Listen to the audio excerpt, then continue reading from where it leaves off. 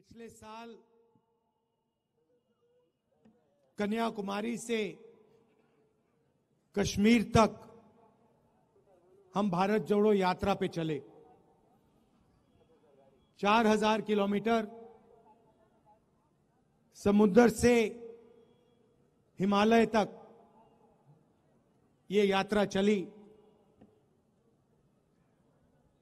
और बहुत सारे लोगों ने रास्ते पर हमें पूछा, इस यात्रा का लक्ष्य क्या है और इस यात्रा को आप पैदल क्यों कर रहे हो। तो हमने समझाया कि देश में आरएसएस की विचारधारा, बीजेपी की विचारधारा ने हिंसा और नफरत फैला रखी है। भाई भाई से लड़ रहा है, एक धर्म का व्यक्ति दूसरे धर्म के व्यक्ति से लड़ रहा है, भाषाओं के बीच में लड़ाई हो रही है, एक जात दूसरी जात से लड़ रही है। और हम चाहते थे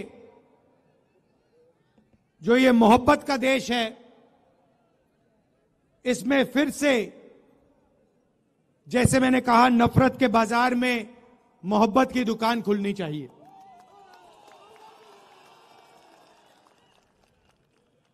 यात्रा में हम लाखों लोगों से मिले। सेल्फी का जमाना है तो हजारों लोगों के साथ सेल्फी हुई।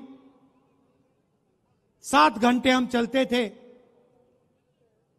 किसानों से, मजदूरों से, स्टूडेंट से, माताओं बहनों से बातचीत होती थी। उनके दिल में जो दर्द था, जो कठिनाइयां थी, वो हमें बताते थे।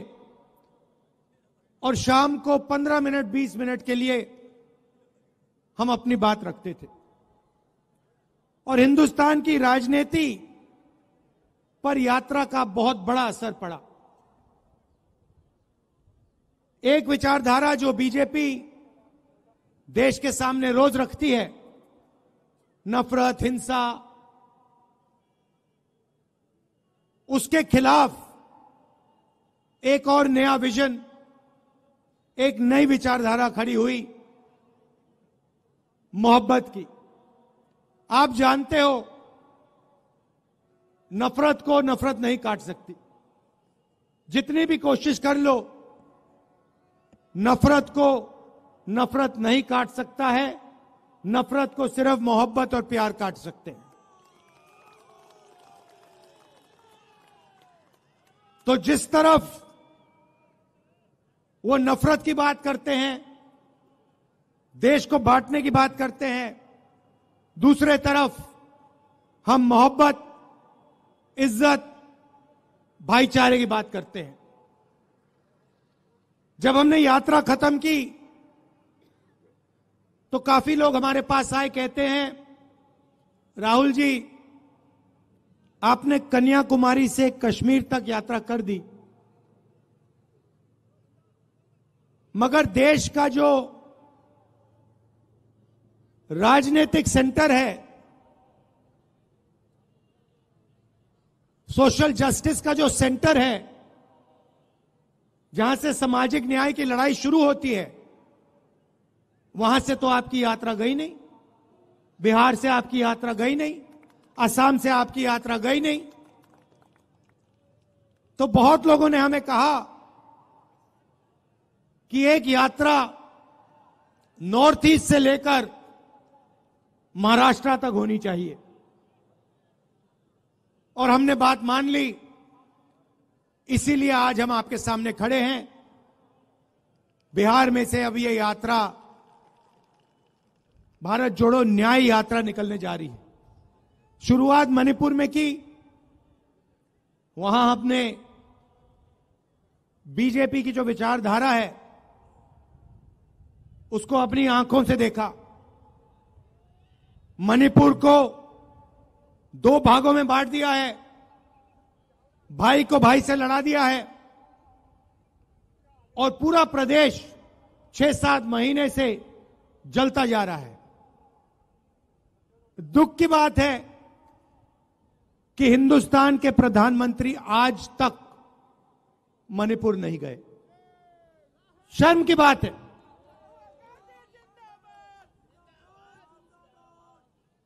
आज तक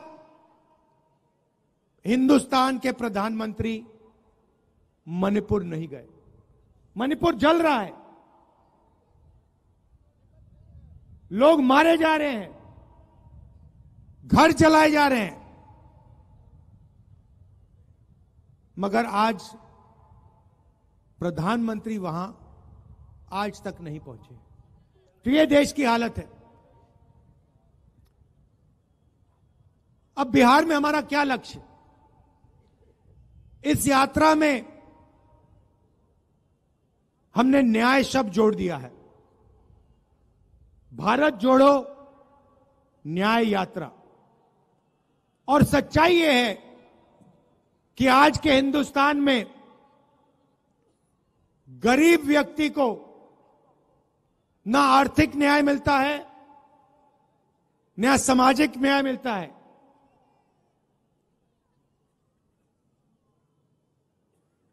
तो इसलिए हमने न्याय की बात जोड़ी है। मोदी जी की सरकार में 2-3 अरबपतियों को हिंदुस्तान का पूरा धन पकड़ा दिया जाता है, चाहे वो एयरपोर्ट हो, पोर्ट्स हो, इंफ्रास्ट्रक्चर हो, अस्पताल हो, यूनिवर्सिटी हो, सारा का सारा 2-3 बड़े उद्योगपतियों को पकड़ा जाता है। मगर जो हाथ से काम करता है, मजदूरी करता है, जो किसान खेती करता है, उसकी सरकार मदद नहीं करती है। उसके लिए बैंक के दरवाजे बंद हैं और उसके लिए नोटबंदी और जीएसटी है। अरबपतियों के लिए बैंक के दरवाजे खुले, प्रधानमंत्री का अफसर खुला, का ऑफिस खुला, सरकार के सारे दरवाजे उनके लिए खुले। तो यह बात हम आपके सामने रखना चाहते हैं। बिना सामाजिक न्याय और आर्थिक न्याय के यह देश प्रगति कर ही नहीं सकता है। ये खोखले शब्द हैं। ये जो विकास की बात करते रहते हैं, सामाजिक न्याय के बिना, आर्थिक न्याय के बिना यह काम किया ही नहीं जा सकता है। अंत में मैं आपको एक उदाहरण देना चाहता हूं। पूरा देश जानता है कि देश में सबसे बड़ी आबादी ओबीसी वर्ग की होती है। तकरीबन 50% ओबीसी वर्ग की आबादी है।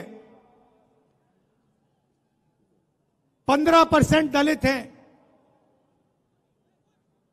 12% आदिवासी हैं, तकरीबन 15% माइनॉरिटी हैं। यह सच्चाई है देश की। यहां जो ओबीसी वर्ग के लोग बैठे हैं, मैं आपको बताना चाहता हूं कि हिंदुस्तान की सरकार को 90 आईएएस अफसर चलाते हैं। देश का पूरा बजट